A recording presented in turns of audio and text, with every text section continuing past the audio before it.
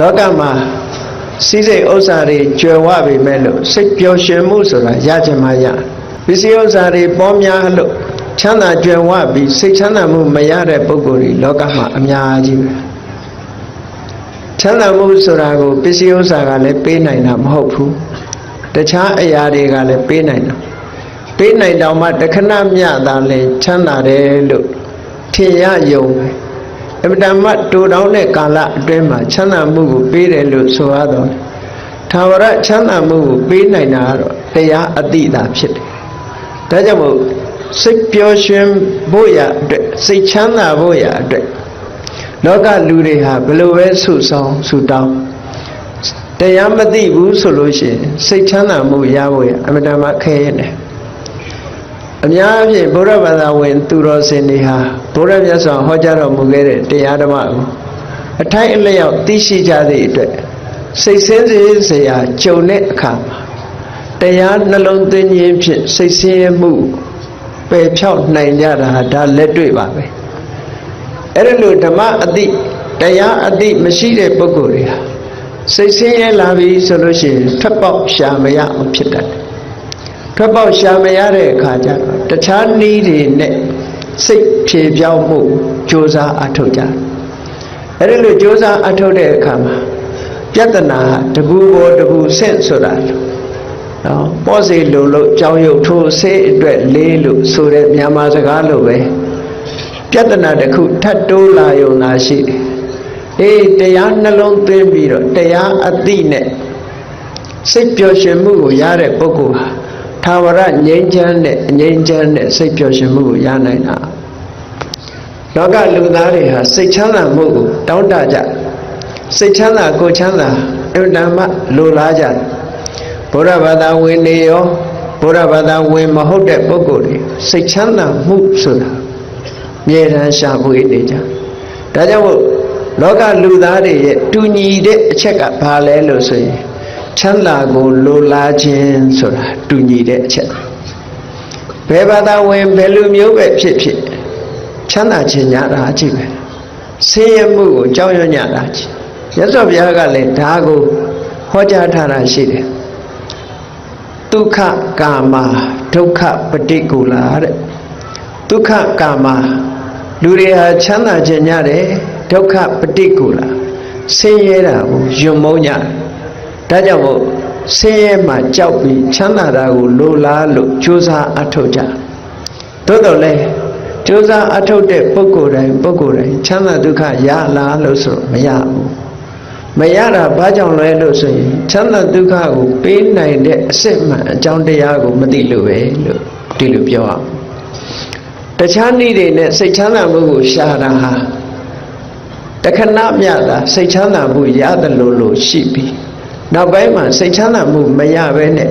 စိတ်ဆင်းရဲမှုတွေသာထပ်တလဲလဲဖြစ်ပေါ်ပြီးတော့လာတတ်တယ်တဲ့မြတ်စွာဘုရားရဲ့အဆုံးအမဟာ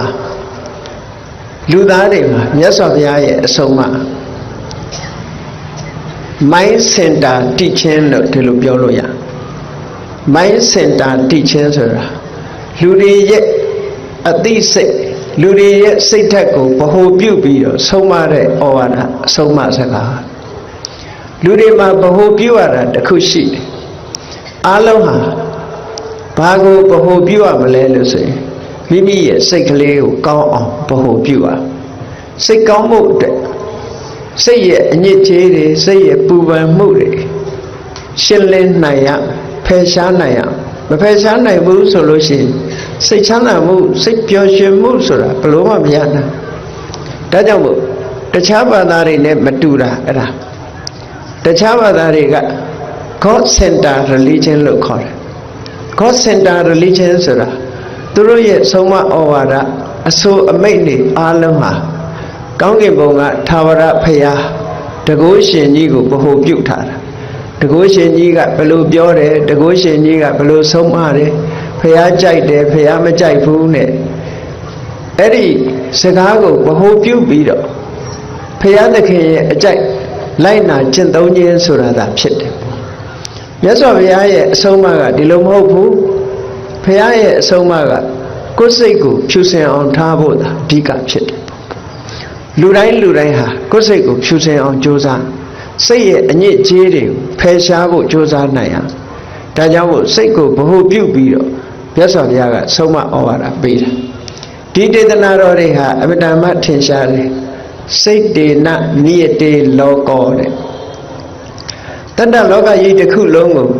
ဘယ်သူကနေရှေ့ဆောင်နေသလဲလို့ဆိုရင်စိတ်ကရှေ့ဆောင်ဘာဖြစ်လို့စိတ်ကရှေ့ဆောင်လို့ဆိုကြည့်လေတရားဝဲလုပ်မယ်ဆိုလို့ရှိရင်လေစိတ်ကတရားဝဲလုပ်ရင်ကောင်းမယ်လို့ဆိုတဲ့စိတ်အရင်ပေါ်လာတာထိုပေါ်လာတဲ့စိတ်အားလျော်စွာတရားဝဲကျင့်ပခြင်းကိုလုပ်ရတရားနာတယ်ဆိုတဲ့အချိန်မှာလည်းပဲဒီတရားနာသွားရအောင်မယ်ဆိုတဲ့စိတ်ကအရင်ဖြစ်တယ်အဲ့ဒီတရားနာသွားရအောင်မယ်ဆိုတဲ့စိတ်ဖြစ်တဲ့နောက်မှာတကယ်တရားနာခြင်းဆိုတာဖြစ်လာ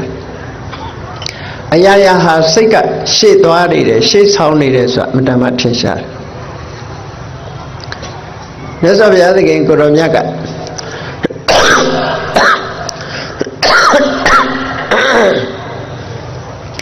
စိတ်တေနနိယတေလောကောစိတ်တေနပရိကတ္တိစိတ်တတဧကဓမ္မတသဗ္ဗေဝဝတ္တမနောကုတဲ့လောကကြီးတစ်ခုလုံးကိုစိတ်ကရှေ့ဆောင်စိတ်ကနေရှေ့ဆောင်နေတယ်စိတ်တေနနိယတေလောကောစိတ်ကပဲဆွဲဆောင်သွားတယ်အလုံးဆောင်ကျင်းသွားတယ်အရာရာစိတ်တတဧကဓမ္မတသဗ္ဗေဝဝတ္တမနောကုအလုံးဟာစိတ်ရဲ့အလိုဆန္ဒအတိုင်းလိုက်ပါနေကြရတယ်လို့ဒါတလက်တွေ့နဲ့ကြည့်မယ်ဆိုလို့ရှိရင်လည်းအလုံးမှန်ကန်တာပဲဘာလုံးမယ်ဆိုတဲ့အလုံးမှန်တယ်များဘာပြောမယ်ဆိုတဲ့ပြောတဲ့စကားမှန်တယ်များစိတ်ကရှေ့ဆောင်တယ်ဆိုတာအမှန်တမ်းထင်ရှားမြတ်စွာဘုရားရဲ့ဒေသနာတော်နှစ်ရပ်ကိုဆင်ခြင်စဉ်းစားကြည့်မြတ်စွာဘုရားကမနောပုပ္ပင်ကမဓမ္မာတဘာဝတရားတွေကိုဘယ်သူကဥဆောင်နေသလဲဆိုရင်စိတ်ကဥဆောင်ဟုတ်တယ်ပြောတာဆိုတာကြံတာတွေးတာအစလှုပ်တာကိုင်တာအစအားလုံးကိုဓမ္မလို့ဆိုတဲ့တဘာဝတက္ကရာဆရာအဆိုကတော့မနောပုပ္ပင်ကမဓမ္မာလို့ဆိုတဲ့ဓမ္မဒီစေတသိက်တရားတွေကိုသာရည်ညွှန်းပြီးတော့ဒီလိုဖွင့်ဆိုတာတော့အရင်ကဖွင့်ဆိုတဲ့သဘောပဲသို့တော်မြတ်စွာဘုရားတနည်းအားဖြင့်အဓိပ္ပာယ်ပြောမယ်ဆိုရင်မနောပုပ္ပင်ကမဓမ္မာဓမ္မလို့ဆိုတဲ့တဘာဝအရာခတ်သိမ်းကိုဆိုလိုတာအရာခတ်သိမ်းဆိုတာပြောဆိုတာပဲဖြစ်စေပြုလုပ်တာပဲဖြစ်စေကြံတွေးတာပဲဖြစ်စေဘယ်သူကနေဥဆောင်နေတော့ဆိုစိတ်ကနေဥဆောင်နေတယ်လို့ဒါလို့ဆိုတာစိတ်ကဥဆောင်ရုံဥဆောင်တာမဟုတ်ဘူးမနောတိဋ္ဌာမနောမယစိတ်ကနေကြီးမှုထားတယ်ကြီးမှုထားရုံနဲ့မကဘူးစိတ်ကအလုံးကိုဖန်တီးထားတယ်ဒီလိုဆိုတာပေါ့နော်ဒါဖြင့်ဘုရားမြတ်စွာရဲ့ဟောကြားတဲ့တရားတွေထဲမှာစိတ်တာပဓာနလို့ဆိုတာအမှန်တမ်းထင်ရှားတယ်စိတ်ကိုအဓိကထားဟောတာအဲ့တော့စိတ်ကိုအဓိကထားဟောသည့်အတွက်ကြောင့်စိတ်သာအရှိတရားရုပ်ဆိုတာအရှိတရားမဟုတ်ဘူးလို့ဆိုလိုတာလားဒီသိပ္ပံဆရာတွေစိတ်ကိုလေ့လာတဲ့ပုဂ္ဂိုလ်တွေရုပ်ကိုလေ့လာတဲ့ပုဂ္ဂိုလ်တွေပြောတဲ့စကားတစ်ခု idealism လို့ဆိုတာစိတ်သာအရှိတရားလို့ဆိုလို့တယ်အရာရာစိတ်သာပဲလို့ဒီလိုဆိုလိုတာလည်းမဟုတ်ဘူးမြတ်စွာဘုရားစိတ်သာအရှိတရားမဟုတ်ဘူးစိတ်လည်းရှိတယ်ရုပ်လည်းရှိတယ် materialism ဆိုတဲ့ရုပ်တရားသာအရှိတရားလို့ဒီလိုပြောတာလည်းမဟုတ်ဘူးရုပ်လည်းရှိတယ်စိတ်လည်းရှိတယ်ရုပ်လည်းရှိတယ်နာမ်လည်းရှိတယ်ဒီလိုဆိုလို့သို့တော်လည်းအရာခတ်သိမ်းကိုစိတ်ကဥဆောင်နေတယ်ဆိုတာကြတော့ဒါအမတ္တမမှန်ကန်အမတ္တမမှန်ကန်ကိုယ့်ဘဝကိုယ်လက်တွေ့ကိုယ့်ဟာကိုယ်စဉ်းစားကြည့်တစုံတစ်ခုပြောမယ်ဆိုရင်လည်းစိတ်ကအရင်တွေးတယ်တစုံတစ်ခုလုပ်မယ်ဆိုရင်လည်းစိတ်ထဲမှာအရင်ဖြစ်တယ်ပြီးတော့မှပြောတယ်လုပ်တယ်ဆိုတာဖြစ်တယ်အဲ့ဒီတော့ဒီလောက်အရေးပါတဲ့စိတ်ကို ဘုန်းကြီးတို့တွေဖြူစင်အောင်ထားဖို့ထိမ့်သိမ်းဆောက်ရှောက်ဖို့ဆိုတာအရေးကြီးတယ်လို့ဒါမြတ်စွာဘုရားရဲ့အဆုံးအမလို့စိတ်ဆိုတာအမြဲတမ်းအကောင်းတွေနဲ့ကြီးတွေးနေသလားလို့ဆိုစိတ်ရဲ့တဘာဝကပပတ္တမေရမတိမနောတဲ့မကောင်းတဲ့ဘက်မှာအလွန်ပျော်မွေ့ဘာဖြစ်လို့ပျော်မွေ့တော့ဆိုစိတ်ကခေါင်ရိုးကျိုးနေတာနော်ကာမဂုဏ်အာယုန်ဒီပေါ်မှာဆိုရင်လွယ်လင့်တကူဖြစ်တယ်ဆိုပါစို့ပွဲကြည့်သွားဖို့နဲ့တရားနာဖို့ဆိုရင်ပွဲကြည့်သွားဖို့ကအလေးပါတယ်ဒါအများစုကိုပြောတာနော်အများစုကိုပြောစိတ်ဟာတခြင်းနာထောင်ဖို့နဲ့တရားနာဖို့ဆိုလို့ရှိရင်တခြင်းနာထောင်ဖို့ကရာခိုင်နှုန်းများနေမှာပဲအမြဲတမ်းလူဦးရေတွေနဲ့တွက်ကြည့်လိုက်ဘာဖြစ်လို့လဲဆိုစိတ်ဟာအပျော်ပါးဘက်ကိုအမြဲတမ်းကိုင်းညွတ်နေတယ်ဒါကိုဆိုလိုတာမြတ်စွာဘုရားကပပတ္တမေရမတိမနောစိတ်ဆိုတာမကောင်းတဲ့ဘက်မှာပျော်မွေ့နေတယ်ပျော်မွေ့တယ်ဆိုတဲ့ကစိတ်ဟာလောဘနဲ့တွဲနေတယ်ဒေါသနဲ့တွဲနေတယ်မောဟနဲ့တွဲနေတယ်မာမာနတွေအိတ်သားတွေမစ္စရိယတွေနဲ့တွဲဖက်နေရသူတို့နဲ့တွဲပြီးတော့နေပြီးတော့ဖြစ်တာပို့ပြီးတော့စိတ်ကလွယ်ကူးနေတာဒါကြောင့်မို့လို့ပျော်မွေ့တယ်ဆိုတာအဲ့ဒီအဓိပ္ပာယ်လေးဖော်ပြကောင်းတဲ့အလုပ်လုပ်ဖို့ဆိုတာကြတော့စိတ်အားကိုမနဲ့တွန်းပေးရတယ်လူတိုင်းဟာနော်ကောင်းတဲ့အရာဖြစ်ဖို့စိတ်အားတွေကိုပြင်ပေးရတယ်ကိုယ့်ကိုဆုံးမပေးရတယ်မိဘဆွေမျိုးတွေကဆုံးမပေးရတယ်အဲ့ဒါလို့ဆုံးမတိုက်တွန်းနိုင်မှစိတ်ကလေးဟာကောင်းတဲ့ဘက်ကိုဥလှဲ့တာအနုမုံဆိုလို့ရှိရင်မကောင်းတဲ့ဘက်ကိုဥလှဲ့တာများတယ်ဒါကြောင့်မြတ်စွာဘုရားရဲ့အဆုံးအမစိတ်ကိုပြုပြင်ထိန်းသိမ်းဖို့လိုအပ်တယ်ဆိုတာအတ္တမထင်ရှားကိုယ်စိတ်ကိုပြင်နိုင်တဲ့ပုဂ္ဂိုလ်တွေဟာကောင်းကျိုးချမ်းသာတွေကိုရသွားကိုယ်စိတ်ကိုမနိုင်ဘူးဆိုတဲ့ပုဂ္ဂိုလ်တွေဟာဒုက္ခရောက်ကြတာပေါ့ဒါကြောင့်မို့တရားသိတယ်ဆိုတာစိတ်ကိုထိန်းနိုင်ဖို့သိတဲ့အသိမျိုးဒီလိုပြောလို့တာမြတ်စွာဘုရားကစိတ်ဟာမကောင်းတဲ့စိတ်နဲ့ကောင်းတဲ့စိတ်ဒီနှစ်ခုခွဲခြားလိုက်မကောင်းတဲ့စိတ်ဆိုတာလောဘနဲ့တွဲနေတဲ့စိတ်ဒေါသနဲ့တွဲနေတဲ့စိတ်မောဟနဲ့တွဲတဲ့စိတ်မာမာနတွေအိတ်သားတွေမစ္စရိယတွေနဲ့တွဲတဲ့စိတ်ဒါမကောင်းတဲ့စိတ်ဒီလိုဆိုလို့ကောင်းတဲ့စိတ်ဆိုတာတရာနဲ့တွဲတဲ့စိတ်တတိနဲ့တွဲတဲ့စိတ်ဝိရိယနဲ့ပညာနဲ့ကောင်းမြတ်တဲ့သဘာဝတရားတွေနဲ့အလောဘနဲ့တွဲတယ်အဒေါသနဲ့တွဲတယ်အမောဟနဲ့တွဲတယ်မေတ္တာနဲ့တွဲတယ်မုရိဒာကရုဏာနဲ့တွဲတယ်မုရိဒာနဲ့တွဲတယ်အဲ့ဒါလို့ကောင်းတဲ့သဘာဝတရားတွေနဲ့တွဲဖက်လာတဲ့စိတ်ဟာကောင်းတဲ့စိတ်လို့ဒီလိုပြောတာဒါဖြင့်ဒီစိတ်နှစ်ခုဟာမကောင်းတဲ့လောဘဒေါသမောဟတွေနဲ့တွဲဖက်လာတဲ့စိတ်ဟာအဲ့ဒီစိတ်ကိုမထိမ့်သိမ့်ဘူးဒီစိတ်နဲ့စကားပြောမယ်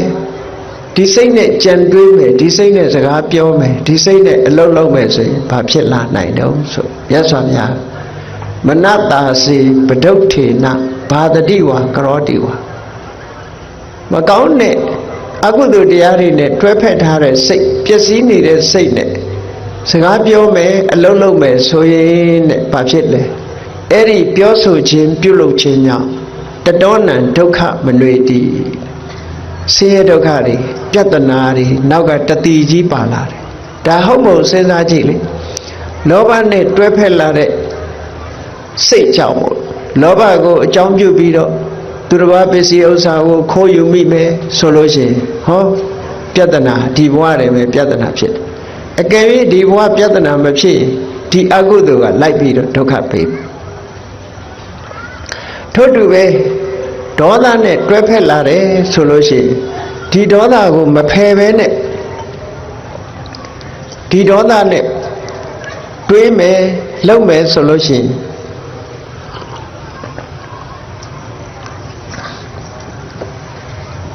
ဒီဘဝတွေမှာပြဿနာတွေတက်လာဒေါသအလျောက်ပြုလုပ်မိတဲ့အခါမှာလောကမှာကြည့်လေရာဇဝမှုတွေလုပ်တဲ့ပုဂ္ဂိုလ်တွေဒေါသအလျောက်တစုံတစ်ခုကျွလွန်မိပြီဆိုတော့လောကမှာရှိတဲ့လူသတ်မှုတွေနော်ရိုက်နှက်မှုတွေ ဒါတွေဟာဘာကြောင့်ဖြစ်နေတုံးဆိုဒေါသကြောင့်ဖြစ်တယ်ဒေါသနဲ့တွဲနေတဲ့စိတ်ကြောင့်ဖြစ်တယ်ဒီလိုဆိုလိုတာပေါ့တူတူဆဲဆိုမှုတွေဂုံတိုင်မှုတွေဒါမျိုးတွေလည်းဖြစ်လာလောကမှာရာဇောမှုတွေဆိုတာဟာလောဘနဲ့တွဲတဲ့စိတ်ကြောင့်ဖြစ်တယ်ဒေါသနဲ့တွဲတဲ့စိတ်ကြောင့်ဖြစ်တယ်ဒီလောဘဒေါသစတဲ့အကုသိုလ်တွေဟာအဗ္ဗဒမ္မဒီလူလောကကြီးကိုဒုက္ခပေးတယ်လို့ဒီလိုပြောတာဘာဖြစ်လို့လဲဆိုတော့ဒေါသကိုအခြေခံပြီးတော့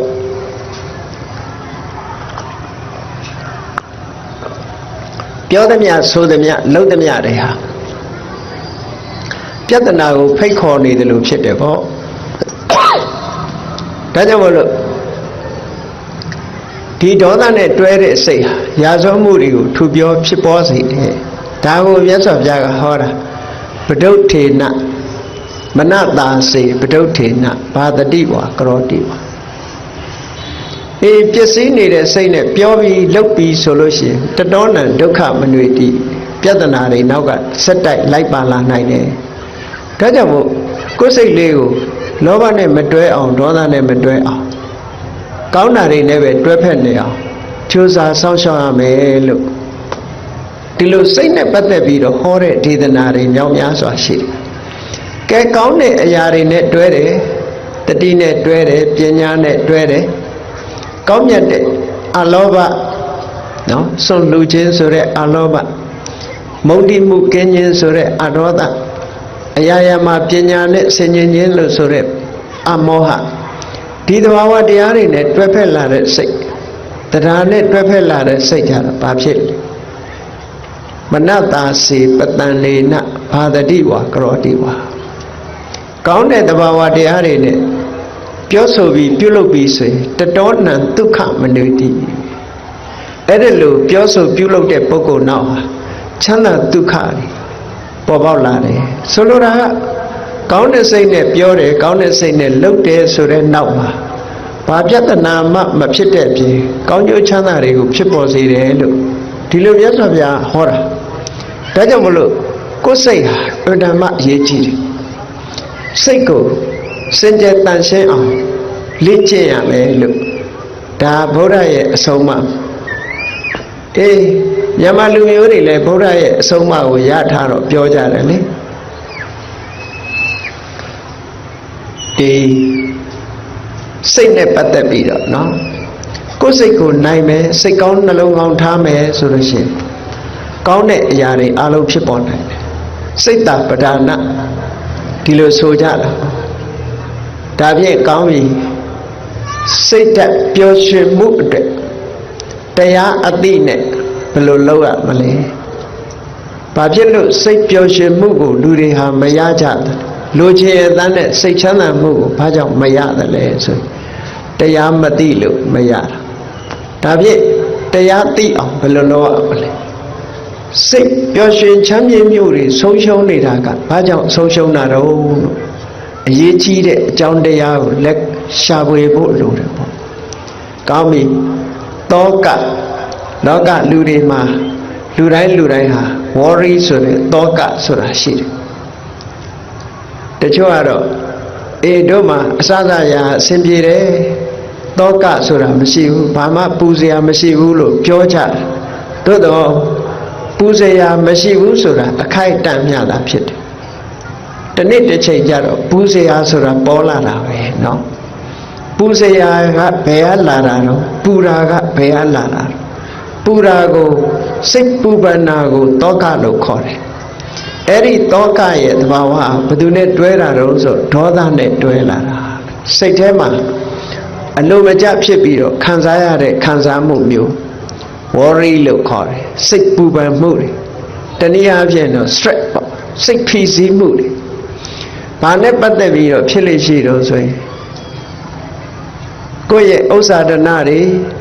ပျက်စီးဆုံးရှုံးတဲ့အခါတောကဖြစ်တယ်။သို့မဟုတ်ကိုယ့်ရဲ့ဆွေမျိုးသားချင်းတွေပျက်စီးဆုံးရှုံးတဲ့အခါတောကဖြစ်တယ်။ပျက်စီးဆုံးရှုံးဖို့အရေးကြုံလာတဲ့အခါမျိုးမှာတောကဖြစ်တယ်။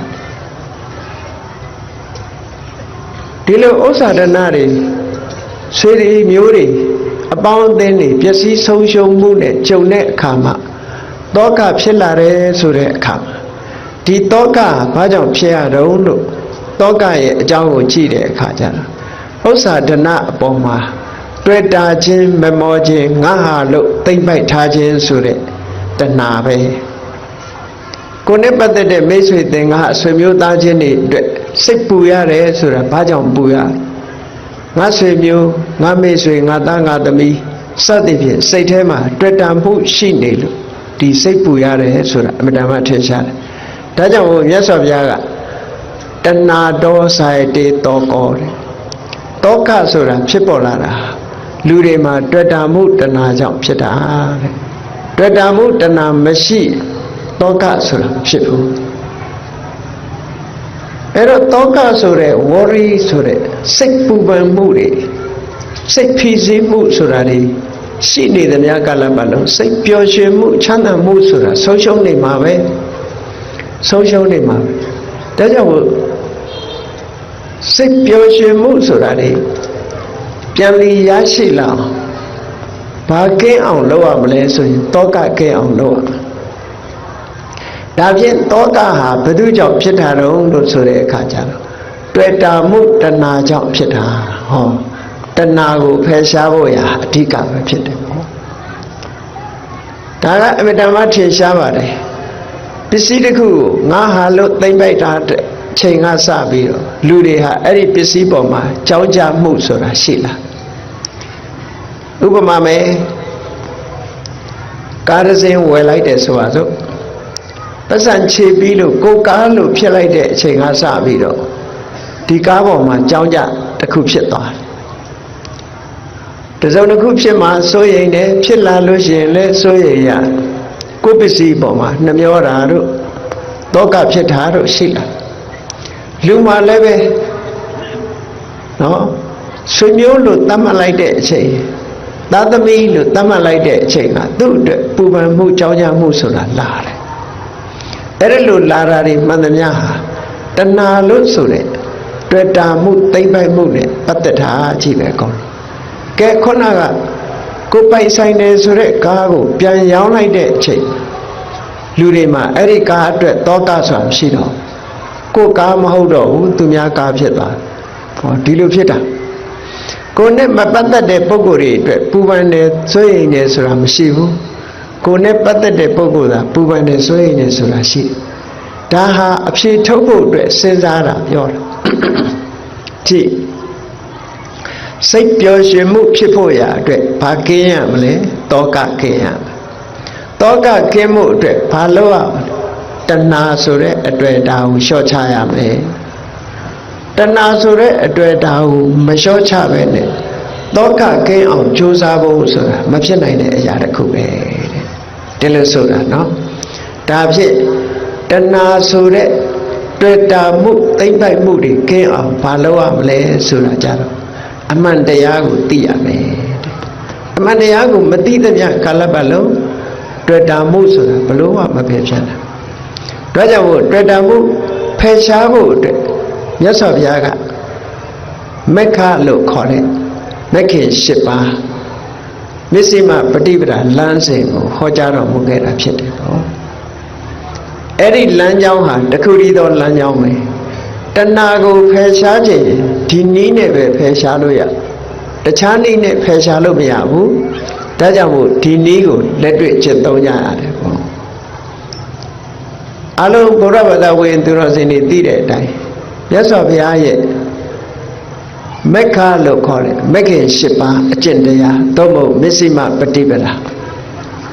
မစ္စည်းမပฏิပဒါရဲ့အဓိပ္ပာယ်ကဘာလဲလို့ဆိုရင်အလဲအလတ်ကျင့်တယ်လို့ဆိုတဲ့အဓိပ္ပာယ်ကဆိုလိုတဲ့အဓိပ္ပာယ်ကချမ်းသာကိုသာခံစားပြီးတော့နေတာမျိုးမဖြစ်ရဘူးဆင်းရဲခံသိရင်ခံရမယ်ချမ်းသာဒုက္ခကိုလည်းခံစားတဲ့လောက်ခံစားတဲ့ချမ်းသာဒုက္ခဆိုခံစားရမယ်ဆင်းရဲဒုက္ခကိုလည်းခံစားတဲ့ဆင်းရဲဒုက္ခခံစားရမယ်လို့နောက်တစ်ခါဆင်းရဲခံစားတဲ့အခါမှာအကျိုးမရှိတဲ့ဒုက္ခခန္ဓာမျိုးမလုပ်ရဘူးအကျိုးရှိတဲ့ဒုက္ခခန္ဓာတော့လုပ်ရမယ်ဒီလိုဆိုလိုတာနော်မစ္စည်းမပฏิပဒါအဓိပ္ပာယ် တပည့်ဆက်ကြတဲ့မှာဟောထားတယ်ဒီကာမေတုကာမတုခံလိကာနုယောကောအတ္တကိလမထာနုယောကောကာမချမ်းသာခံစားတဲ့အကျင့်နဲ့ခန္ဓာကိုယ်ဆင်းရဲပင်မအောင်ကျင့်တဲ့အကျင့်ဒီနှစ်ခုရှောင်ရှားခြင်းဒီအဓိပ္ပာယ်ကဆိုလိုတာကကာမချမ်းသာကိုသာရှောင်ရှားရမယ်ဇံကြောင့်ဖြစ်ပေါ်လာတဲ့ဓမ္မဒုက္ခလို့ဆိုတဲ့တရားကြောင့်ရလာတဲ့ချမ်းသာကိုရှောင်ဖို့မလိုဘူးလို့ဒီလိုနားလည်ရဆိုလိုတာကရှောင်ရမယ့်ချမ်းသာရှိတယ်ခံစားရမယ့်ချမ်းသာရှိတယ်ဒီနှစ်ခုကိုခွဲခြားပြီးတော့သိတဲ့အကျင့်မျိုးကိုဒီလိုပြောတာအတ္တကိလမထာနုယောဂဆိုတဲ့အကျိုးမရှိုံတက်တက်ခန္ဓာကိုယ်ပင်မယုံတက်တက်ဆင်းရဲဒုက္ခမျိုးကိုမခံရဘူးအကျိုးရှိလို့ရှိရင်အယိုးကြည်ကြည်အရေခမ်းခမ်းကြိုးပမ်းအထောက်ရမယ်ဒီဒုက္ခမျိုးတော့ခံရမယ်ဒီလိုဆိုတာနော်မစ္စည်းမပฏิပဒါဆိုတာအလယ်သွားထိုင်းနေတာကိုပြောတာမဟုတ်ဘူးဆိုလိုတာကရွေးချယ်တာခံစားတဲ့နဲ့ချမ်းသာလားမခံစားတဲ့နဲ့ချမ်းသာလားခံတဲ့နဲ့ဒုက္ခလားမခံတဲ့နဲ့ဒုက္ခလားဒီကိုကွဲကွဲပြားပြားသိပြီးတော့ရွေးချယ်ပြီးတော့ကျင့်သုံးနိုင်တာကိုမစ္စည်းမပฏิပဒါလို့ဒီလိုဆိုတာပေါ့အေးအဲ့ဒီမစ္စည်းမပฏิပဒါလို့ဆိုရင်မဂ္ဂင်၈ပါးအကျင့်တရားအလိုဘုရားဘာသာဝင်တွေသိတဲ့အတိုင်းတမ္မာဒိဋ္ဌိကိုလုံးမဲ့လုပ်ငန်းနဲ့ပတ်သက်ပြီးတော့အမှန်မြင်တာအမှန်မြင်ဖို့အတွက်အမှန်တွေးရမယ်တမ္မာသင်္ကပ္ပအမှန်တွေးတဲ့အခါမှာအမှန်တွေးပြီးတော့အမှန်ပြောတာဖြစ်သောကြောင့်တမ္မာဝါစာတွေးပြီးတော့လူတွေဟာလှုပ်တာဖြစ်သောကြောင့်တမ္မာသင်္ကမ္မန္တအမှန်တွေးအမှန်လှုပ်တဲ့ပုဂ္ဂိုလ်ရဲ့အသက်မွေးဝမ်းကြောင်းဟာမှန်ကန်တာဖြစ်သောကြောင့်တမ္မာအာဇီဝ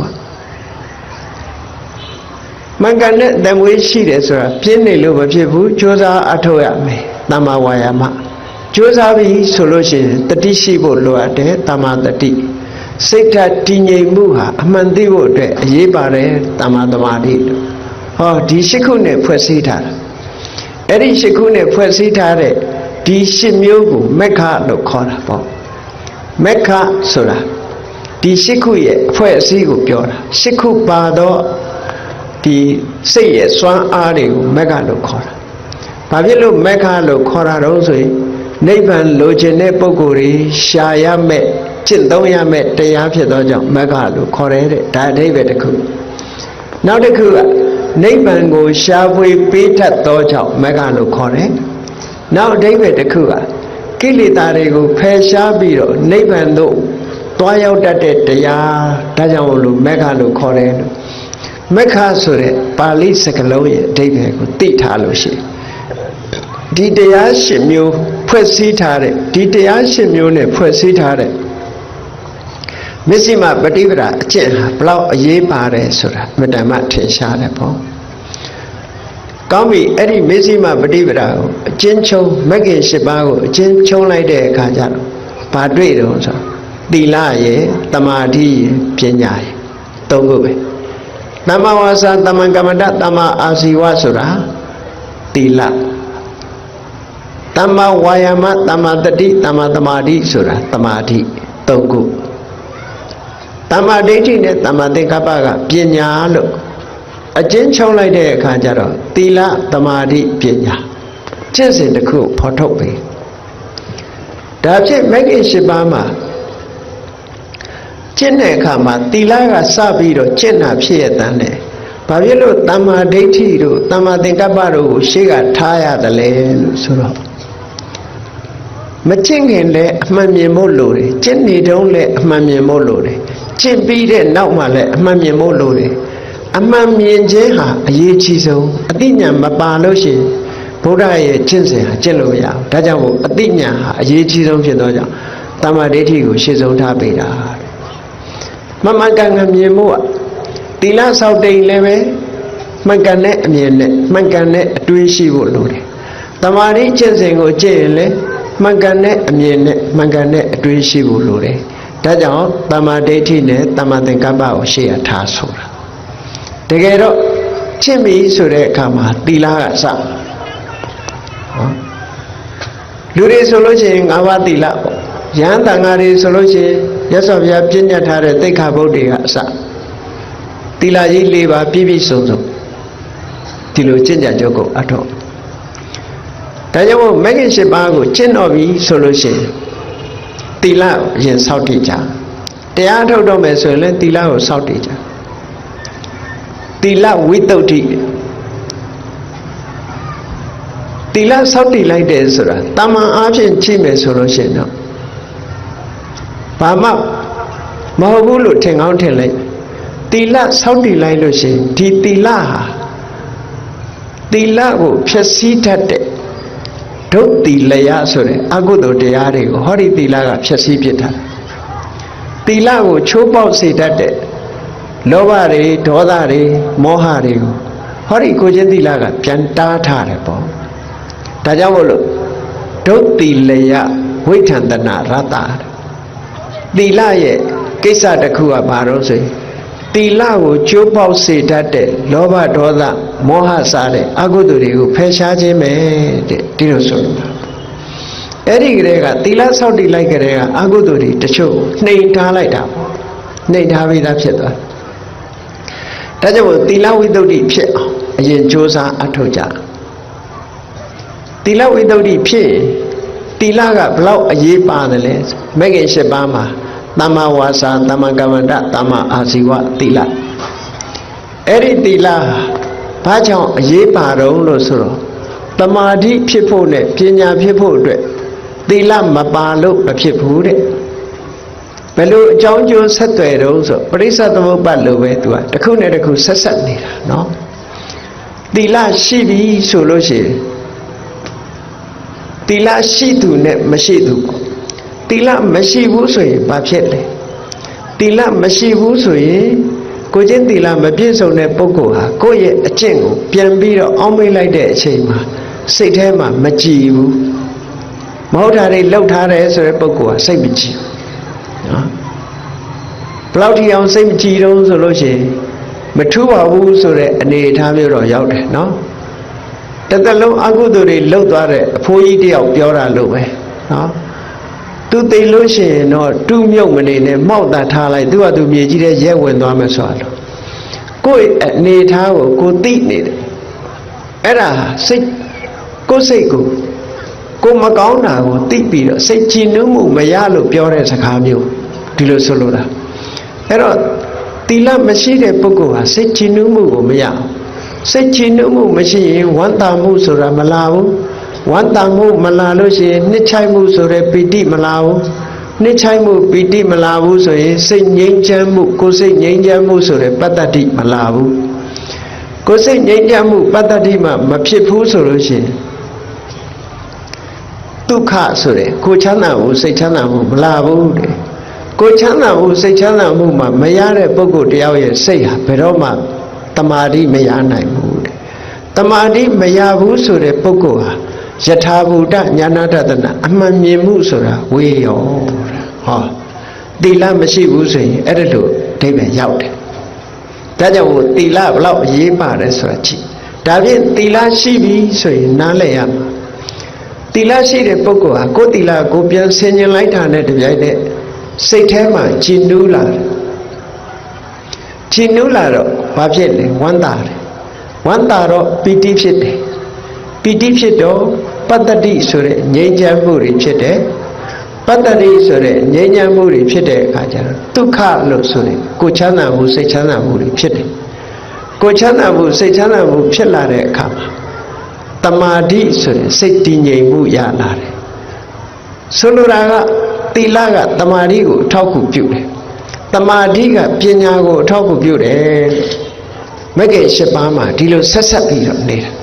အဲ့ဒီဆက်ဆက်နေတဲ့သဘောကိုသိပြီဆိုလို့ရှိရင်သီလဟာဘလောက်အရေးပါတယ်ဆိုဒါကြောင့်မို့မြတ်စွာဘုရားကမဂ္ဂင်၈ပါးထဲမှာသီလထည့်ပြီးတော့ဖွဲ့စည်းထားတာအေးသီလဝိတ္တုဋ္ဌိဖြစ်လာပြီဆိုရင်တမာတိဖြစ်ဖို့ရလွယ်လားတမာတိကိုဘာခေါ်တော့ဆိုစိတ်တဝိတ္တုဋ္ဌိလို့ခေါ်တယ်စိတ်ရဲ့စင်ကြယ်မှုလို့ဒီလိုသုံးတာနော်အဲ့ဒီနေရာမှာဒီတမာတိလို့ဆိုတဲ့စိတ်တဝိတ္တုဋ္ဌိစိတ်စင်ကြယ်မှုစိတ်စင်ကြယ်မှုဖြစ်အောင် ဘာတွေလောက်ရတော့ဆိုတမာရီကိုထူထောင်ရဒါကတဏှာကိုတွေ့တာမှုတွေကိုဖယ်ရှားခြင်းပြီးဆိုလို့ရှိရင်သီလကစလာပြီးတော့စိတ်တည်ငြိမ်မှုဆိုတဲ့တမာရီကိုထူထောင်ပြီးတဲ့အခါကျတော့မှပညာဆိုတဲ့အမှန်တရားကိုသိရှိနားလည်လာတဲ့အခါမှာဟောဒီတွေ့တာမှုကိုဖယ်နိုင်တာတဲ့အနုဘုဆိုမဖယ်နိုင်ဘူးဒါကြောင့်ဒီကျင့်စဉ်မြတ်စွာဘုရားသခင်ကိုရောမြတ်ကိုယ်တိုင်တွေ့ရှိပြီးတော့ဟောပြောခဲ့တဲ့ကျင့်စဉ်ပေါ့ဒီကျင့်စဉ်နဲ့ကျင့်ကြံကြုတ်ကိုအထောက်ကြလို့တွေ့တာမှုတွေလုံးဝမဖယ်နိုင်တော့မှတွေ့တာမှုတွေလျော့ပါသွားလို့ရှိရင်တောကတွေလည်းလျော့ပါသွားတယ်ဆိုတာအမြဲတမ်းထင်ရှားတယ်ပေါ့ဒါကြောင့်မို့မြတ်စွာဘုရားကသီလဝိတ္တုသီလစင်ကြယ်မှုဖြင့်တမာတိကိုအထောက်အကူပြုအောင်ကြိုးစားအထောက်ကြတယ်တခါစိတ်တဝိတ္တုဆိုတဲ့တမာတိကိုထူထောင်တမာတိထူထောင်တဲ့အခါမှာဤနှမျိုးရှိတယ်ပေါ့ဝိပဿနာတက်သွားလို့ရှိရင်ခဏိကတမာတိစွမ်းအားနဲ့သွားကြတယ်ခဏိကတမာတိဆိုဒီမှာဖြစ်တဲ့အခိုက်ကလေးတွေကိုသိတယ်ပြက်တဲ့အခိုက်ကလေးတွေကိုသိတယ်ထိုသိမှုဟာဒလဇတ်သိလာပြီဖြစ်တိုင်းပြက်တိုင်းသိလာပြီဆိုရင်ဒါခဏိကတမာတိဟာအစပထမတော့စွမ်းအားမရှိပေမဲ့လို့နောက်ဆုံးမှာဒလဇတ်သိလာပြီဆိုလို့ရှိရင်သူကလည်းစွမ်းအားပြည့်လာအဲ့ဒါကြောင့်မို့ဝိပဿနာကျင့်စဉ်ကိုတိုက်ရိုက်သွားတဲ့ပုဂ္ဂိုလ်ဝိပဿနာယာနိကလို့ခေါ်တယ်ဝိပဿနာကိုတိုက်ရိုက်ကျင့်တဲ့ပုဂ္ဂိုလ်အဲ့ဒါလို့မဟုတ်ဘဲနဲ့သမထကိုရှေးဥစွာထူထောင်ပြီးမှဝိပဿနာကူးတဲ့ပုဂ္ဂိုလ်ကြတော့သမထယာနိကလို့သမထယာနိကနဲ့ဝိပဿနာယာနိကလို့ဒီလိုတဏှာကိုဖယ်ရှားဖို့ရအတွက်ကျင့်စဉ်ကြီးနှမျိုးထင်ထင်ရှားရှားပြသထားတာရှိတယ်အဲ့တော့တဏှာကိုဖယ်ရှားဖို့အတွက်ကျင့်တဲ့အခါမှာရှေးဥစွာတမာရီကိုထူထောင်ပြီးတော့ဝိပဿနာကိုသွားတဲ့နည်းတမာရီကိုသိတတ်မထူထောင်မဲနဲ့ဝိပဿနာသွားရင်းပဲတမာရီကိုထူထောင်သွားတဲ့နည်းလို့အဲ့ဒီနည်းနှလုံးနဲ့ကျင့်သုံးလိုက်လို့တမာရီရလာပြီဆိုရင်စိတ်တဝိတ္တုစိတ်ကလေးမှာစင်ကြယ်လာဘယ်ဟာတွေကစင်ကြယ်တာတော့ဆိုတမာတိရလာပြီဆိုတဲ့အခါမှာ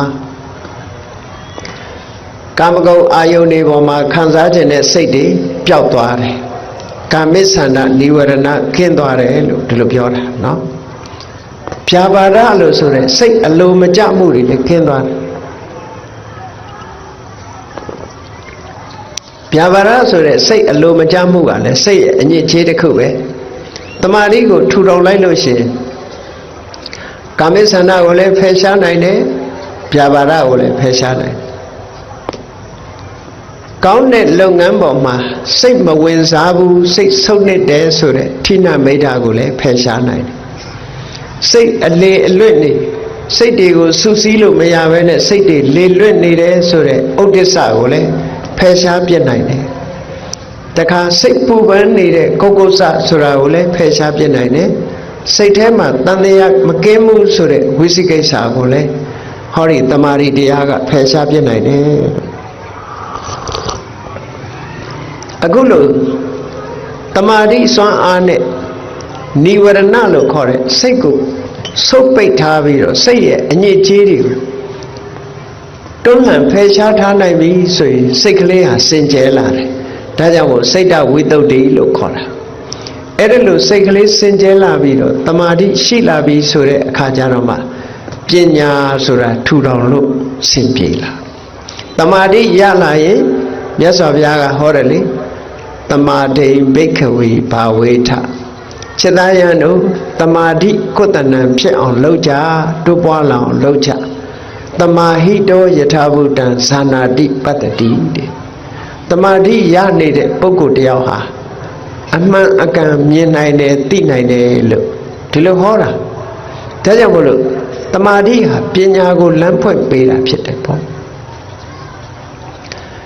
သီလဝိတ္တုနဲ့တမ္မာဝါစာတမ္မာကမ္မန္တတမ္မာအာစီဝဆိုတဲ့မဂ်ခင်၃ပါးကိုကြိုးစားအထုတ်ပြီးတော့စိတ်တဝိတ္တုတမ္မာဝါယာမတမ္မာတတိတမ္မာသမာဓိဆိုတဲ့ကျင့်စဉ်တစ်ခုကျင့်အဲ့ဒီကနေပြီးတော့ ပညာဆိုတဲ့စခန်းကိုတက်ပြီလို့ဆိုတဲ့အခါကျတော့ဝိပဿနာကျင့်စဉ်တစ်ခုကျင့်ညာတယ်အဲ့တော့ဝိပဿနာကျင့်စဉ်တစ်ခုကျင့်ပြီဆိုရင်ဘယ်ကစရလဲလို့ဆိုနာမရူပပြိစေတာညာကစဒါအခုပြောနေတာတရားသိရင်စိတ်ပျော်ရွှင်ဆိုတာအခုလို့သိတဲ့အခါမှာစိတ်ပျော်ရွှင်မှုတွေဒါအစစ်မြင့်ဆုံးကိုပြောတာနော်ဒီကြားထဲမှာတာမန်တွေးတောယုံနဲ့လည်းပဲစိတ်ပျော်ရွှင်မှုတွေကိုရနိုင်စိတ်ညစ်တာတွေပင်ပန်းဆင်းရဲတာတွေစိတ်ရဲ့ဖိစီးမှုတွေထပ်ပေါက်တွေလည်းရနိုင်ဆိုပါစို့အတွေးတွေထဲမှာလောကမှာလူတွေဟာတောကတွေဒါဖြစ်လာတဲ့အခါကျတော့ပစ္စည်းအတွက်တောကဖြစ်လို့ရှိရင်ပစ္စည်းသင်္ခါရလူသင်္ခါရဒီနေ့ကျတော့ဒီပစ္စည်းအတွက်ပူပန်နေလို့မဖြစ်ဘူးငါတောင်မှပဲဒီနေ့ကျသေရအောင်ပါပဲဒီပစ္စည်းကဆုံးရှုံးတာဘာအရေးလဲအားလုံးဟာဒီနေ့ကျတော့စွန့်သွားရတာပဲဆိုတဲ့ဒီတရားအတွေးလေးဒီပင်တောကကိုလျှော့နိုင်တာစိတ်ပျော်ရွှင်မှုကိုပေးတယ်ဘုရားဘာသာဝင်မဟုတ်တဲ့ပုဂ္ဂိုလ်တွေဘုရားဟောတဲ့တရားမကြားဘူးတဲ့ပုဂ္ဂိုလ်တွေကဒီအတွေးလေးကိုမတွေးနိုင်ဘူးနော်ဒါဘုရားတရားကြားထားလို့တွေးနိုင်တဲ့အတွေးတစ်ခုပဲတမ္မာအပြင်မတွေးနိုင်တော့စိတ်ထွက်ပေါက်မရကြဘူးစိတ်ထွက်ပေါက်မရလို့ဒီစိတ်အကျဉ်းညက်ဖြစ်ပြီးတော့ဒုက္ခရောက်သွားတဲ့ပုဂ္ဂိုလ်တွေအများကြီးရှိတာပေါ့နော်စိတ်ရဲ့ဖြစ်စည်းမှုဆိုတာကို stress လို့ခေါ်တယ်ဒီ stress လို့ခေါ်တဲ့စိတ်ဖြစ်စည်းမှုကိုရှော့ချတဲ့နည်းစနစ်တွေဟာဘာတွေလဲလို့မေးလို့ရှိရင်ဝိပဿနာကျင့်စဉ်ပဲဖြစ်တယ်ပေါ့အဲ့တော့ဝိပဿနာကျင့်စဉ်ကျင့်ပြီဆိုလို့ရှိရင်ဘာတွေနဲ့ကျင့်ရမှာလဲလို့မေးရင်တမ္မာဝါယာမတမ္မာတတိတမ္မာသမာဓိတမ္မာဒိဋ္ဌိတမ္မာသင်္ကပ္ပဟောဒီကာရပကမက္ခေ၅မျိုးနဲ့ကျင့်သီလကိုအခြေခံထားပြီးတော့တမ္မာဝါယာမမှန်ကန်သောကြိုးစားအထောက်မှုတမ္မာတတိမှန်ကန်တဲ့တတိထားမှုတမ္မာသမာဓိမှန်ကန်တဲ့စိတ်တည်ငြိမ်မှုတမ္မာဒိဋ္ဌိအမှန်ကန်မြင်မှုတမ္မာသင်္ကပ္ပအမှန်ကန်တွေးတောဆင်ခြင်မှုလို့ဆိုတယ်ဒီ၅ခုနဲ့ပဲလောက်ရဒီ၅ခုနဲ့အမှန်မြင်အောင်ကြိုးစားအထောက်ရမှာတဲ့ကောင်းပြီဒီတွေ့တာမှုကိုဖယ်ရှားတော့မယ်ဆိုတဲ့အခါခုနကသီလကိုအခြေခံသမာဓိကိုထူထောင်ပြီးတဲ့အခါမှာပညာဖြစ်ဖို့ရအတွက်ကိုယ်ဆင်ញင်စဉ်းစားတယ်ဆိုတာကဲအလွယ်နည်းနဲ့ကြည့်ကြရအောင်လူတွေမှာမျက်စိနားနှာခေါင်းလျှာကိုယ်စိတ်ဒါတွေရှိတယ်နော်မျက်စိနဲ့မြင်စရာအာယုန်တွေကိုမြင်တယ်နားနဲ့အသံကြားတယ်နှာခေါင်းနဲ့အနံ့ကိုရှူရတယ်လျှာနဲ့အရသာကိုသိတယ်ခန္ဓာကိုယ်နဲ့အထီးတွေ့တွေကိုသိရတယ်စိတ်နဲ့ဓမ္မအာယုန်တွေကိုကြံတွေးစရာအာယုန်တွေကိုသိရတယ်အာယရဏ12ပါးဆိုတာအဲ့ဒီအာယရဏ12ပါးထဲမှာကြည့်လိုက်အရက်စကားနဲ့ပဲပြောမယ်ဆိုရင်မျက်စိရဲ့မျက်စိကိုလာတိုက်တဲ့အဆင်းအာယုံအဲ့ဒီနှစ်ခုဟာမျက်စိကလည်းငါ့ကိုအဆင်းအာယုံကလာတိုက်တယ်လို့မသိဘူးအဆင်းအာယုံကလည်းငါမျက်စိထဲမှာပေါ်နေတယ်လို့မသိဘူးသိတာကအဆင်းအာယုံနဲ့မျက်စိလာတိုက်လို့ပေါ်လာတဲ့အခါမှာဖြစ်ပေါ်လာတဲ့အသိစိတ်ကလေးကသာသိတာဟောမြင်တိုင်းမှာဆင်ញင်စဉ်းစားကြည့်မျက်စိကအာယုံကိုမသိတတ်သည့်အတွက်ကြောင့်ရုပ်တရားမျက်စိထဲမှာပေါ်လာတဲ့အဆင်းအာယုံကလည်းပဲအာယုံကိုမသိတတ်သည့်အတွက်ကြောင့်ရုပ်တရားအာယုံကိုမသိတတ်တာကိုရုပ်လို့ခေါ်တယ်မျက်စိနဲ့အဆင်းဒီနှစ်ခုပေါင်းစပ်တဲ့အခါမှာမြင်သိစိတ်ကလေးပေါ်လာတယ်မြင်သိစိတ်ကလေးကအာယုံကိုသိတတ်သောကြောင့်နန္တရားလို့ဟောမြင်တိုင်းမှာဘုန်းကြီးတို့တွေမှာဘာတွေဖြစ်တယ်ဒါအကြမ်းမြင်ပြောပြလို့ရှိရင်မျက်စိရဲ့မြင်စရာအာယုံရဲ့မြင်သိစိတ်ရဲ့ဒီသုံးခုဖြစ်တာပဲအဲ့ဒီသုံးခုဖြစ်ခိုက်ကလေးကိုဆင်ញင်စဉ်းစားကြည့်လိုက်မယ်ဆိုရင် မျက်စိကလည်းသိတာမဟုတ်ဘူးအစင်းအာယုံကလည်းသိတာမဟုတ်ဘူးသိတာမဟုတ်သည့်အတွက်ကြောင့်မျက်စိနဲ့အစင်းအာယုံတို့သည်ယုတ်တရားမြင်သိစိတ်ကလေးသာနန္တရားလို့ဟောတယ်လို့သိလိုက်လို့ရှိရင်နာမရူပပြိစေတာယုတ်နဲ့နံကွဲသွားတယ်လို့ဒီလိုပြောတာကွဲခြားသိသွားအဲ့ဒီယုတ်နံဆိုတဲ့ထဲမှာငါဆိုတာလည်းမပါရဘူးငါဟာဆိုတာလည်းမဟုတ်တော့ထို့တူပဲနားနဲ့အတန်ကြားသိတဲ့စိတ်နားကလည်းသိတဲ့သဘောမရှိဘူးအတန်ကလည်းသိတဲ့သဘောမရှိဘူးဒါကြောင့်မို့နားကလည်းယုတ်တရားအတန်ကလည်းယုတ်တရားကြားသိစိတ်ကလေးကသာနန္တရားလို့ဟောယုတ်နဲ့နံဒီလိုခွဲခြားပြီးတော့နှာခေါင်းကအနံ့ရတဲ့အခါမှာလည်းပဲနှာခေါင်းရဲ့အနံ့ရဲ့ကယုတ်တရားအနံ့ကိုသိတဲ့နံသိစိတ်ကမှနန္တရားလို့ဒီလိုဆိုတာထမင်းစားတဲ့အခါမှာလဲစဉ်းစားပြီးတော့ကြည့်ကိုယ်မှာလျှာရှိတယ်ရှားရဲ့စားတဲ့အစာအာဟာရအရသာရဲ့ဟောထမင်းကလည်းရုပ်အတိမရှိသည့်အတွက်ကြောင့်ရုပ်တရားရှားကလည်းရုပ်တရားတော့ရှားကလည်းရုပ်တရားအရသာကလည်းရုပ်တရားအရသာကိုသိတဲ့စိတ်ကသာနန္တရားလို့ဟောထမင်းစားရင်လည်းဆင်ញင်လိုက်ပဲဆိုရင်ရုပ်နဲ့နံဒီလိုကွဲသွားထိုင်းနေရင်လည်းခန္ဓာကိုယ်ကနေပြီးတော့ကျမ်းပေါ်ထိုင်းနေလို့ကျမ်းပေါ်ထိနေတယ်ကလထိုင်ပေါ်ထိုင်းနေလို့ကလထိုင်နဲ့ထိနေတယ်ဆိုတဲ့နေရာမှာကြည့်ခန္ဓာကိုယ်ရဲ့ထိเสียအာယုံရဲ့နှစ်ခုပေါင်းတာခန္ဓာကိုယ်ကလည်းယုတ်တရားထိเสียအာယုံကလည်းယုတ်တရားထိမှန်သိနေတာလေးကထိသိစိတ်လေးကသာနန္တရားလို့ဟောဒီလိုဆင်ခြင်လိုက်ရင်ဒါယုတ်နဲ့နံနဲ့ဒါအလွယ်တကူကွဲနိုင်တဲ့နည်းကိုပြောတာအဲ့ဒါလို့ယုတ်နဲ့နံကွဲသွားတခါဓမ္မနဲ့မနနဲ့အာယုအတိစိတ်ဓမ္မဆိုတဲ့အာယုကြတော့သူကရုပ်တရားတွေလည်းပါတယ်မျက်စိနဲ့မြင်ရတာမဟုတ်ဘူးနှာခေါင်းနဲ့နားနဲ့ကြားရတာမဟုတ်ဘူးနှာခေါင်းနဲ့နမ်းရှူရတာလည်းမဟုတ်ဘူးလျှာနဲ့အရသာခံရတာလည်းမဟုတ်ဘူးခန္ဓာကိုယ်နဲ့ထိတွေ့တာလည်းမဟုတ်ဘူးစိတ်ထဲကနေပြီးတော့ကြံတွေးပြီးတော့သိရတဲ့အတိစိတ်နဲ့သာသိလို့ရတဲ့အာယုန်တွေအဲ့ဒါတွေကိုလည်းပဲရုပ်တရားတွေကိုလည်းဓမ္မလို့ခေါ်တယ်ဒီနေရာမှာတခါစိတ်ကိုစိတ်နဲ့သိတဲ့အခါမှာသိเสียအာယုန်စိတ်ကလည်းဒီနေရာမှာဓမ္မလို့ခေါ်တယ်နိဗ္ဗာန်ကိုမျက်မှောက်ပြုတဲ့ပုဂ္ဂိုလ်တွေကြတော့စိတ်နဲ့နိဗ္ဗာန်ကိုအာယုံပြုနိုင်တယ်အာယုံပြုလို့ရတဲ့နိဗ္ဗာန်ဟာလည်းပဲဓမ္မပဲအဲ့ဒီလိုယုံ nant တွေကလွဲပြီးတော့အမည်နာမပညာတွေကလည်းစိတ်နဲ့သိရတာမို့သူကလည်းပဲအာယုံတစ်ခုပဲပညာကိုလည်းဓမ္မလို့ခေါ်တယ်အဲ့တော့မနနဲ့ဓမ္မလို့ဆိုတဲ့နေရာမှာဓမ္မဟာရုပ်လည်းပါတယ်နာမ်လည်းပါတယ်ပညာလည်းပါတယ်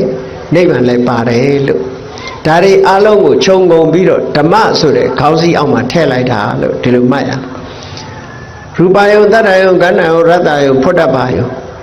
ဒီအာယုံ၅ပါးကလွဲတဲ့ဉာဏ်နဲ့အာယုံတွေမှန်သမျှအောင်ဓမ္မလို့ဒီလိုပြောတာနော်စိတ်နဲ့သိရတဲ့အရာတွေလို့တာမန်အားဖြင့်ဒီလိုပြောလို့ရတယ်ပေါ့အဲ့ဒီမှာဘုန်းကြီးတို့တွေရုပ်နဲ့နာမ်ကွဲပြားခြားနားသွားပြီဆိုလို့ရှိရင်အားလုံးကိုဆင်ញင်စဉ်းစားကြည့်လိုက်လို့ကိုယ်တဏ္ဍာမှာရုပ်နဲ့နာမ်နှမျိုးကွဲပြားခြားနားသွားပြီကွဲပြားမြင်ပြီဆိုရင်ဒါနာမရူပပရိစ္ဆေဒဉာဏ်လို့ခေါ်တယ်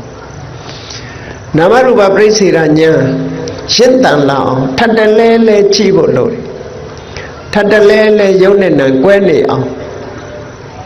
ကြိုးစားအထောက်အောင်ကြိုးစားအထုတ်တဲ့အခါမှာတတိနဲ့ပညာဟာအရေးကြီးဆုံးပဲပေါ့ခန္ဓာကိုယ်ရဲ့လှုပ်ရှားတဲ့အမူအရာတိုင်းကိုရုပ်နဲ့နာမ်ကိုဆင်ញင်စဉ်းစားပြီးတော့နာမရူပပရိစ္ဆေဒဉာဏ်ရှင်းတန်အောင်ကြိုးစားရမယ်အဲ့ဒါလို့ကြိုးစားလို့နာမရူပပရိစ္ဆေဒဉာဏ်ရှင်းတန်လာပြီဆိုတဲ့အခါကျဘာဖြစ်တုံဆိုတတ္တဝါလို့ခေါ်เสียဘာမှမရှိပါလားရုပ်နဲ့နာမ်နှမျိုးပဲရှိတာပဲလို့ဆိုတာကွဲပြားခြားနာလားသိလားတတ္တတင်ညာတတ္တဝါဆိုတဲ့အထင်အမြင်ဟာပျောက်သွားတယ်အဲ့ဒီပျောက်သွားသည့်အထိအောင်ရုပ်နဲ့နာမ်နှမျိုးသာရှိတယ်ဆိုတာကြိုးစားအထောက်ပြီးတော့မှတ်သားကြရတယ်ဒီလိုဆိုလို့ တတ္တတင်ညာပျောက်သည့်ထိအောင်ယုံ nant ကိုဆင်ញင်စဉ်းစားရမယ်အဲ့ဒီလိုယုံနဲ့နံကိုဆင်ញင်စဉ်းစားရင်တတ္တဝါဆိုတာပျောက်သွားပြီအမျိုးသားအမျိုးသမီးဆိုတာလည်းပျောက်သွားပြီငါသူတစ်ပါးဆိုတာလည်းပျောက်သွားပြီအလုံးဟာယုံနဲ့နံနှမျိုးသာရှိတယ်လို့ဒီလိုသိလာ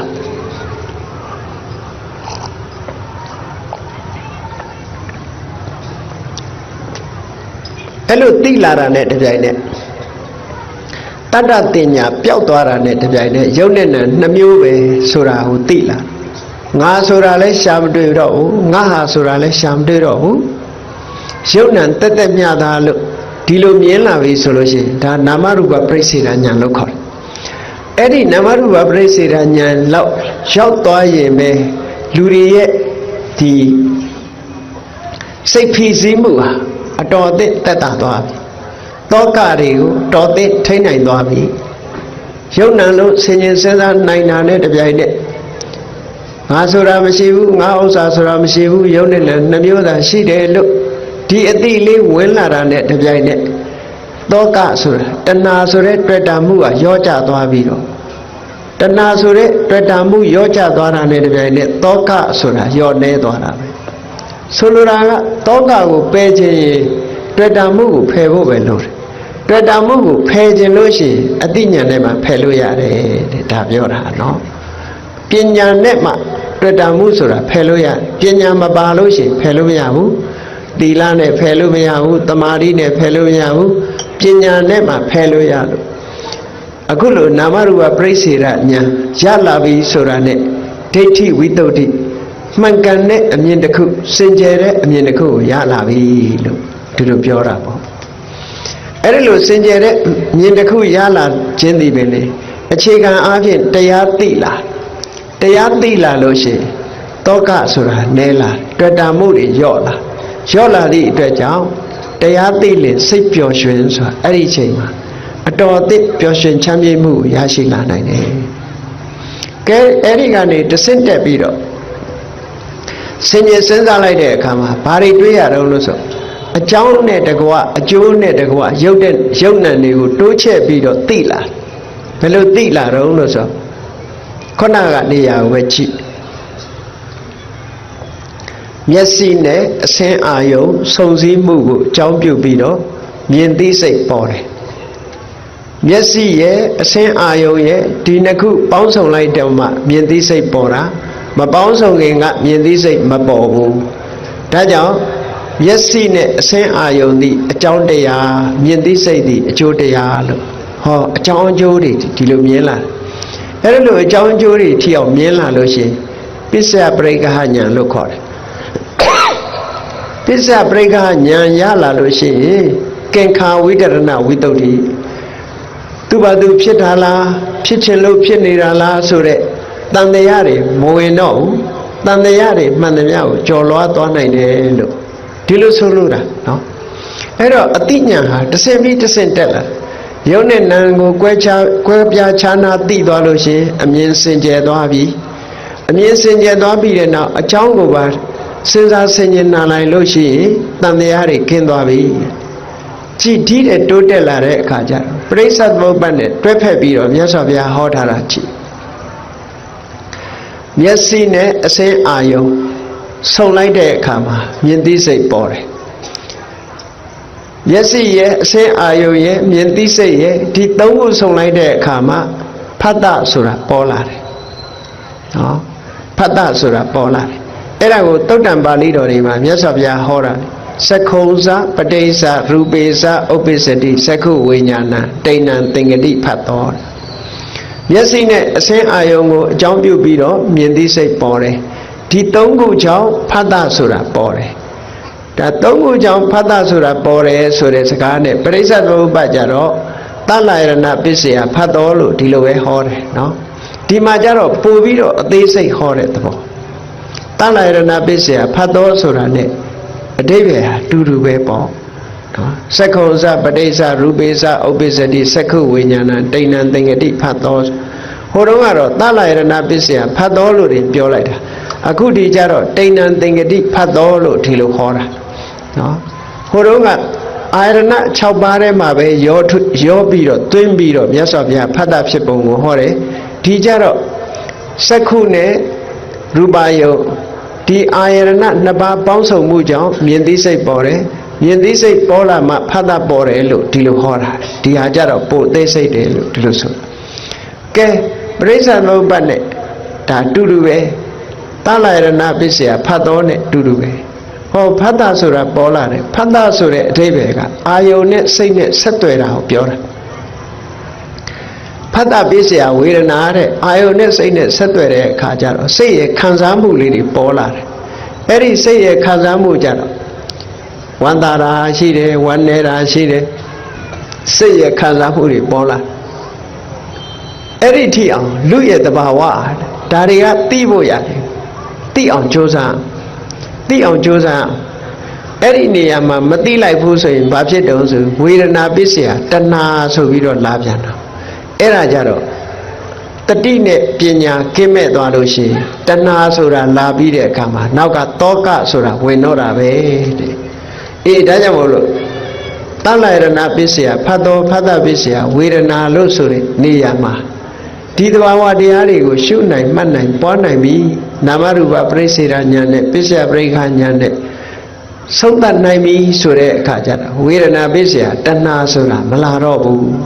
တဏှာကိုဖမ်းချုပ်ထားနိုင်တဏှာဖြစ်ဖို့အတွက်မဖြစ်အောင်ကြောင်းတရားတွေကိုဖယ်ရှင်းထားနိုင်ပြီဟောနာမရူပပရိစ္ဆေဒဉာဏ်နဲ့ပစ္စယပရိက္ခဉာဏ်ဒီဉာဏ်နှစ်ခုရလာလို့ရှိရင်တဲ့သာသနာတော်မှာယတ္တိမှုရပါပြီဘုရားဘာသာဝင်ဆိုလိုတာကဘုရားဘာသာအစစ်ဖြစ်ပြီလို့ဒီလိုပြောတာနော်ဒါဖြင့်ဉာဏ်တဲ့ပုဂ္ဂိုလ်တွေဘုရားဘာသာအစစ်မဟုတ်သေးဘူးလားဆိုခိုင်မာတဲ့ဘုရားဘာသာမဟုတ်သေးဘူးနော်ဘုရားဘာသာဖြစ်ချင်တော့ဖြစ်နေမယ်အစစ်ဆိုတာဘယ်တော့မှမပြောင်းလဲတဲ့အရာကိုပြောတာအဲ့တော့တာမန်သိတဲ့ဘုရားဘာသာဝင်ကတခြားဘာသာဝိနည်းရဲ့ပြောဆိုမှုတွေပေါ်မှာနားယောင်ပြီးတော့ဘာသာပြောင်းရင်လည်းပြောင်းသွားနိုင်တယ်အခုလောက်ထိအောင်သိသွားပြီဆိုတဲ့အခါကျတော့ဒါသာလည်းအမှန်တရားလို့ဆိုပြီးတော့ဗုဒ္ဓဘာသာပေါ်မှာရိမ့်ရိုင်ခြင်းဆိုလိုတာကမြတ်စွာဘုရားရဲ့အဆုံးအမပေါ်မှာရိမ့်ရိုင်ခြင်းမရှိဘဲနဲ့အခိုင်အမာယက်တည်နိုင်သွားပြီလို့အဲ့ဒါကိုပဲသုလသောတာပန်လို့လည်းခေါ်တယ်ပေါ့အဲ့ဒီအဆင့်လောက်ရောက်အောင်ဘုန်းကြီးတို့တွေစ조사အထုတ်ရင်ဒါကိုပြောတာတရားသိလင်စိတ်ပျော်ရွှင်ဒီကနေဆက်ပြီးတော့တရားဓမ္မကိုသိအောင်ကြိုးစားကြမယ်ဆိုလို့ရှိရင်ဘာကြောင့်စိတ်ပျော်ရွှင်တာတော့ဆိုရင်တရားသိလို့ရှိရင်တွေ့တာမှုကိုဖယ်ရှားနိုင်တယ်တွေ့တာမှုကိုဖယ်ရှားနိုင်လို့ရှိရင်တောကဆိုတာမလာဘူးတောကမလာလို့ရှိရင်စိတ်ပျော်ရွှင်ချမ်းမြေ့မှုကိုရတယ်လို့ဒီနည်းကလွဲလို့တခြားနည်းမရှိဘူးတဲ့ဒါကြောင့်မို့မြတ်စွာဘုရားကမဟာတတိပဋ္ဌာနာတုတ်မှာဧကာယနောအယံဘိက္ခွေမေခောတတ္တနာဝိတုဒ္ဓိယတောကပရိဒေဝနံတမတိတ်ကမာယဒုက္ခဒေါမနတနာအထင်ကမာယညာယတအဓိကမာယနိဗ္ဗာနတသစ္စိကရိယာယလို့ဆိုပြီးတော့ဟောထားတာလေဒါတတိပဋ္ဌာန်လို့ဆိုပေမဲ့တတိတစ်ခုတည်းပြောတာမဟုတ်ဘူးဒီထဲပဲတမ္မာဒိဋ္ဌိတမ္မာသင်္ကပ္ပတမ္မာဝါယာမတမ္မာတတိတမ္မာသမာဓိအကုန်လုံးပါတယ်အဲ့ဒီတရားအထုတ်တာအလုံးကိုခြုံငုံပြီးတော့ပြောတာဟောဒီမဂ္ဂင်၈ပါးဆိုတဲ့အကျင့်တရားဟာတခုတည်းသောလမ်းကြောင်းပဲဘာအတွက်လဲလို့ဆိုရင်တတဝါတွေစိတ်ဖြူစင်မှုအတွက်တခုတည်းသောလမ်းကြောင်းပဲတောကပရိဒေဝနံတမတိတ်ကမာယတောကတွေဖယ်ရှားဖို့ပရိဒေဝတွေကြော်လွှားဖို့တခုတည်းသောနည်းပဲဒုက္ခဒေါမနတနာကိုယ်ဆင်းရဲမှုစိတ်ဆင်းရဲမှုတွေကိုချုပ်ငြိမ်းဖို့ဆိုတာလေတခုတည်းသောနည်းလမ်းပဲနိဗ္ဗာန်လမ်းကြောင်းကြီးကိုတွေ့ရှိဖို့ညာယတအဓိကမာယနိဗ္ဗာန်လမ်းကြောင်းပေါ်ရောက်ဖို့နိဗ္ဗာန်လမ်းကြောင်းကိုတွေ့ဖို့ဆိုတာလေတခုတည်းသောနည်းပဲလမ်းကြောင်းဆိုတာတွေ့မှလျှောက်လို့ရတာလေလမ်းပြောင်းနေလို့ရှိရင်ရောက်မှာမဟုတ်ဘူးဒါကြောင့်မို့ဒီအကျင့်ချင်းမှနိဗ္ဗာန်လမ်းကိုတွေ့မှာဖြစ်တယ်ပေါ့အေးနိဗ္ဗာန်လမ်းကြောင်းအတိုင်းလျှောက်ပြီဆိုရင်နိဗ္ဗာန်တသစ္စိကရိယာယနိဗ္ဗာန်ကိုမျက်မှောက်ပြုမယ်အဲ့ဒါလို့နိဗ္ဗာန်ဆိုတဲ့တရားထိအောင်သိပြီဆိုလို့ရှိရင်တရားသိရင်စိတ်ပျော်ရွှင်မှုဟာတကယ်ကိုအဆင့်အမြင့်ဆုံးစိတ်ပျော်ရွှင်မှုကိုရရှိမှာဖြစ်ပါတယ်ဤသို့သောလောကရန်မုန်တိုင်းတွေပဲတိုက်မင်္ဂလာသုတ်တံမှာဟောထားတဲ့အတိုင်းဖ ဒ္ဓတလောကဓမ္မေဟိစိတ်တံယတ္တနကမ္ပတိလောကရန်ဘုံတိုင်းတွေဘလောက်ပဲတိုက်စိတ်ဟာမတုံလို့တော့ဘူးအတောကမစိုးရိမ်တော့ဘူးဝိရဇမြူရီမကတ်တော့ဘူးခေမစိတ်ဓာတ်အလုံးငြိမ်းချမ်းသွားနိုင်ပါတယ်အဲ့ဒီအဆင့်ရောက်အောင်ကျင့်စဉ်ဟာတခုတည်းသောမဂ္ဂင်၈ပါးအကျင့်တရားပဲဖြစ်ပါတယ်ဆိုတာအလုံးတရားချစ်ခင်သူတော်စင်ပြိဿတ်တို့သိရှိနားလည်ပြီးဘုရားမြတ်စွာဟောကြားတော်မူခဲ့တဲ့တရားသိလင်စိတ်ပျော်ရွှင်မှုအတွက်တရားသိအောင်စိတ်ပျော်ရွှင်မှုအတွက်တရားသိအောင်ကျင့်ရမယ်ဆိုဒီမှာမဂ္ဂင်၈ပါးအကျင့်တရားကိုကျင့်သုံးခြင်းသာဖြစ်တယ်လို့ကိုယ်စီသဘောကျပြီးကျင့်ကြံကြိုးကုပ်အားထုတ်တော်မူနိုင်ကြပါစေကုန်သတည်း